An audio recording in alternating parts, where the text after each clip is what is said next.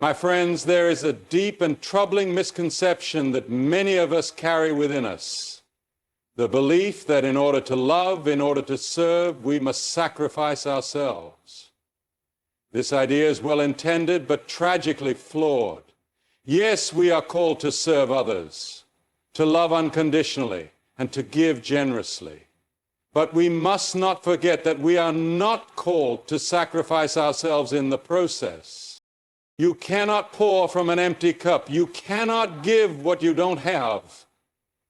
And when you sacrifice your health, your peace, your spirit for the sake of others, you are not truly serving them. You are draining yourself dry, and eventually that well will run dry. God created you just as you are, with purpose and intention. You are worthy of love, rest, and care. Your value is not defined by how much you give to others, but by the fact that you are a beloved creation. And just as the greatest commandment tells us to love our neighbors as ourselves, it implicitly acknowledges the necessity of loving ourselves first. We look at the life of Jesus, and we see a man who served tirelessly, but we also see moments where he withdrew from the crowds, where he took time to rest, to pray, to refresh his spirit. Jesus understood the importance of balance. He knew that if he did not care for himself, he could not fulfill his mission. We too must learn this lesson. It is okay to set boundaries. It is not selfish to protect your peace, to say no when necessary. Rest is not a luxury, it's a requirement for the life God intends for you. Without it, you cannot serve others fully. Without it, you cannot live with joy. Without it, you cannot be the person you were created to be. When you love, do so from a place of abundance. Serve others not because you have nothing left to give, but because you are overflowing with love, energy, and compassion. It is only then that your giving will be pure, lasting, and truly effective. You are not meant to be a martyr. You are meant to be a vessel, a conduit of love and grace. But remember, a vessel must be filled to overflow before it can pour out to others. Fill yourself up with the love of God, with rest, with peace. Only then will you have the strength to serve. So I say to you today, stop sacrificing yourself for others. You are worthy of care. You are worthy of rest. You are worthy of love. And when you take care of yourself, you will be able to pour out all the more to others. May we all learn to serve from a place of abundance, not from a place of exhaustion. May we set boundaries with wisdom, love ourselves with grace, and never forget that we are fearfully and wonderfully made. Thank you. Self-care is often misunderstood, sometimes dismissed as indulgence or selfishness. However, it is one of the most important things you can do for yourself and those around you. It's not about pampering yourself for the sake of luxury, but about nurturing your mind, body, and spirit so that you can show up fully in every area of life. It's about acknowledging that you too are worthy of love, attention, and care. Just as a gardener tends to a plant, ensuring it receives enough water, sunlight, and space to grow, so too must you tend to your own well-being. When you neglect self-care, you begin to drain yourself emotionally, mentally, and physically. You may feel overwhelmed, fatigued, or disconnected. The truth is that if you're constantly giving without taking the time to recharge, you will have nothing left to give, and you may begin to feel resentment or bitterness toward those you are trying to help. Without self-care, you risk becoming a shadow of who you were created to be, unable to fully embrace your potential. But when you take the time to care for yourself, whether through rest, nourishment, reflection, or simply taking a break, You allow yourself the space to heal, grow, and rejuvenate. This, in turn, enables you to serve others from a place of strength, compassion, and vitality. Self-care isn't selfish. It is a vital part of being able to offer your best to the world. In fact, it's essential. Just as an airplane requires a well-maintained engine to fly, so do we need to maintain our inner health to perform well in life. Taking care of yourself ensures that you are strong enough to care for others, to give generously, to love without depletion. You cannot fulfill your mission if you're constantly running on empty. Rest, reflection, time for yourself. These are not signs of weakness, but of wisdom. They are ways to honor the body, mind, and soul that God has entrusted to you. Self-care is an act of stewardship. When you practice self-care, you allow yourself to heal from the burdens of life. You give yourself the time to restore balance and peace. And in doing so, you prepare yourself for the greater work ahead. You must care for yourself, not as an afterthought, but as a priority. It isn't about putting yourself above others. It's about putting yourself in a position where you can truly be of service. Without self-care, you can't truly give from the heart. You'll be left with nothing to offer. In every season of life, we are called to care for those around us. But that is only possible when we remember the value of our own well-being. A garden does not produce fruit unless it is nurtured. A car does not run if it's never maintained. And you, my friends, cannot give your best if you are not investing in yourself. Self-care is not a luxury, it is a necessity. It's about giving yourself the grace to heal, to rest, to grow stronger. It's about making sure you are filled up so that you can overflow with love, energy, and purpose for others. Taking care of yourself is one of the greatest gifts you can give to the world around. Boundaries are often seen as walls, as barriers between people, but they are actually essential for maintaining healthy relationships and a balanced life.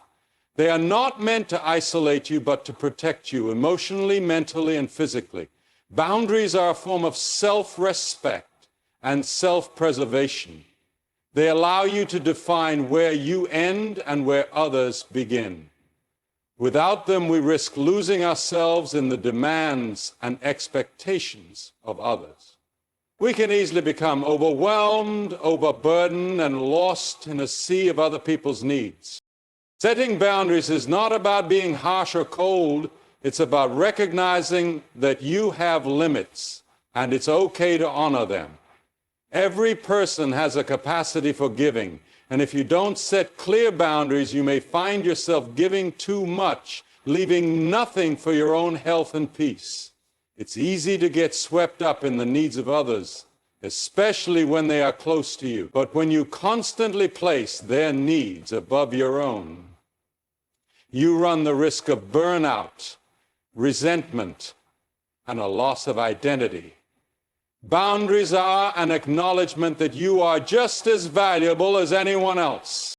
When we set boundaries, we are making a conscious choice to protect our time, our energy, and our emotions. It's about recognizing what you can give and what you cannot. It's about knowing when to say yes and when to say no without feeling guilty or over-explain. Healthy boundaries allow us to serve others, but they also ensure that we do not sacrifice our own well-being in the process. It's a delicate balance, but it is one that leads to greater peace and harmony in our lives. Boundaries also allow us to live authentically. Without them, we may start to feel as though we are living for others rather than for ourselves. This leads to confusion, frustration, and sometimes even resentment. But when we are clear about our boundaries, we allow ourselves to be who we truly are, and in turn, we can offer our best selves to those around us. Boundaries allow us to protect our time and our space, so that we can pursue our passions, our growth, and our own personal well-being. Setting boundaries is an act of self-respect. It says, I am worthy of care, of respect, and of peace. It communicates to others that you value yourself enough to honor your own needs. And paradoxically, when you honor your own boundaries, others will often respect them too. People may initially resist or be confused by your boundaries, but over time, they will learn to understand and appreciate them. Boundaries are a language of self-respect and healthy relationship. Learning to set boundaries is not always easy, and it's something that may need to be practiced and refined over time. We live in a world that often encourages overgiving and self-sacrifice, especially when it comes to family, friends, or work. But we must remember that if we are to live in a way that is healthy and sustainable, we must protect our own space. Setting boundaries is an act of wisdom. It prevents us from becoming depleted and ensures that we can continue to serve, love, and grow. Boundaries also play a crucial role in protecting our emotional health. Without them, we may find ourselves absorbing the emotions and stress of others, which can lead to emotional exhaustion. By setting limits on what we're willing to take on, we protect our hearts and minds from becoming overwhelmed. It's about being clear with others about what you can handle, what is healthy for you, and what is not. It's about honoring your need for peace, rest, and clarity. At times, setting boundaries will require courage. It may not always be easy to say no, especially if it's someone you love or care about. But true love is not enabling others to overstep your limits. It's about supporting them while still maintaining your own health and integrity. Boundaries give you the space to be your authentic self, to stand firm in your values, and to live with peace and purpose. Boundaries are not barriers to love. They are the framework through which healthy love can thrive. When you respect your own boundaries and the boundaries of others, you create space for mutual respect, understanding, and true connection. Boundaries are an investment in yourself, in your well-being, and in the relationships you hold dear. They are not walls. They are bridges that allow you to give and receive love in a way that is sustainable and enriching. Selflessness is often celebrated as one of the highest virtues, an act of loving others without expecting anything in return. It's the act of putting the needs of others before our own, showing compassion and offering support when others are in need. There is beauty in this kind of giving, in loving people so deeply that we're willing to serve and sacrifice for them. But there's a crucial distinction to make here, a line that needs to be understood and respected.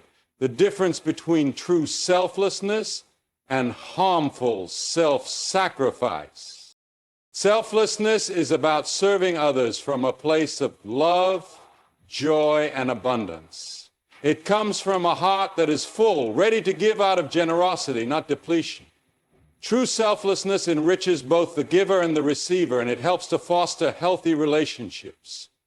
It is a reflection of love that doesn't diminish the giver. You can give all of yourself, your time, energy, and heart, without losing your sense of self or your own well-being. It's a balanced and harmonious act. On the other hand, self-sacrifice goes beyond healthy giving. It's when you continually give of yourself to the point where you lose sight of your own needs, your own well-being, and even your own identity. Self-sacrifice involves depleting yourself for others, often without consideration for the toll it takes on your body, mind, and spirit. It comes from a place of feeling obligated or from a sense of guilt, rather than from a place of genuine love or choice. And over time, this kind of sacrifice can lead to exhaustion, resentment, and even a loss of connection to who you are. When we engage in self-sacrifice, we may feel a sense of moral superiority or righteousness, thinking that we are being noble by giving everything for the sake of others. But in reality, self-sacrifice often results in burnout, frustration, and a sense of bitterness. The more we give without replenishing ourselves, the more disconnected we become from the joy of service. We start to feel as though we are simply running on empty, doing what others want without regard for our own need. It creates an unhealthy dynamic where we are no longer giving freely, but are giving out of obligation and duty, and this diminishes the quality of our service. True selflessness, however, is rooted in the understanding that we are worthy of care and respect. It acknowledges that in order to be of service to others, we must first care for ourselves. We cannot serve from an empty cup. When we serve selflessly, we recognize our own value and care for our own emotional, mental, and physical health so that we can give wholeheartedly to others. It's an act of love that doesn't come at the cost of our own well-being. It's giving, but with balance. We may feel a calling to give, to serve, and to love others, and that is a beautiful and noble instinct. But we must also remember that our ability to love and serve is limited, and when we push ourselves beyond our limits, we can end up harming ourselves, and in the end, those we are trying to help. When you sacrifice too much of yourself, you run the risk of losing your own sense of identity, purpose, and peace. This can lead to resentment and bitterness, not only toward others, but toward yourself. Selflessness, when balanced, leads to joy, peace, and fulfillment. It is an act of grace that enriches both the giver and the receiver. Self-sacrifice, on the other hand, often leads to exhaustion, burnout, and disconnection. True love and service should not cost you your well-being. It should uplift you, fill you up, and allow you to live in a way that is sustainable.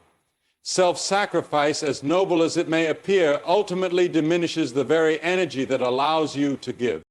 The key to serving others without losing yourself is understanding the difference between selflessness and self-sacrifice.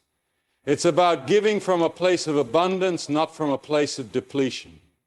It's about setting boundaries, respecting your own needs, and nurturing your own spirit so that you can serve with joy and without resentment. It's about knowing that true love does not come at the cost of your own peace, but rather it flows from a place of harmony and balance. So let us strive to serve selflessly, not sacrificially. Let us love and give generously, but let us also remember that in order to truly give, we must first care for ourselves. We are not called to sacrifice our well-being for the sake of others, but to love in a way that uplifts both ourselves and those around us. True selflessness is not about losing yourself. It's about giving your best self to the world. Recognizing your worth is one of the most empowering steps you can take in life. It's about acknowledging your intrinsic value, understanding that you are worthy of love, respect, and care simply because you exist. It's not based on your accomplishments, the opinions of others, or your ability to meet expectations. Your worth is not something that can be earned or taken away. It is inherent, and it is a reflection of your unique qualities, your potential, and the inherent dignity you carry as a human being. So often, we tie our self-worth to external factors, the jobs we hold, the relationships we have, the praise we receive, or the material success we achieve. But these things are fleeting and they do not define us. When we rely on them to determine our worth, we set ourselves up for disappointment and insecurity. If we face failure, rejection, or hardship, we may begin to question our value, thinking that we are less than we truly are. But our worth is not contingent on these temporary circumstances. It is rooted in something far deeper, something that does not change with the ebb and flow of life. When you recognize your worth, you free yourself from the need for validation from others. You no longer have to seek approval or measure your value by the standards of the world. You begin to realize that you are worthy of care and respect, not because of what you do or how you perform, but because of who you are. You are a person of inherent dignity, deserving of love and kindness, simply because you exist.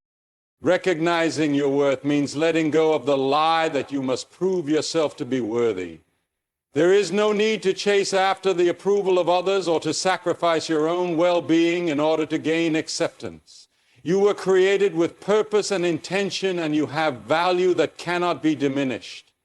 This recognition allows you to live with confidence and peace, knowing that your worth is secure, not based on external achievements or the approval of others, but on your very being. When you understand your worth, you also begin to set healthier boundaries. You stop accepting behavior from others that does not align with your value. You no longer tolerate disrespect, mistreatment, or neglect because you know that you are deserving of love and honor.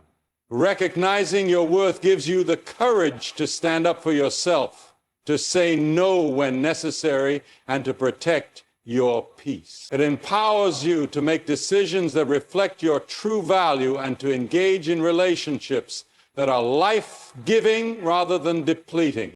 This recognition also helps you move past self-criticism and comparison. It's so easy to look at others and feel inadequate, to measure your life against theirs and think that you are falling short.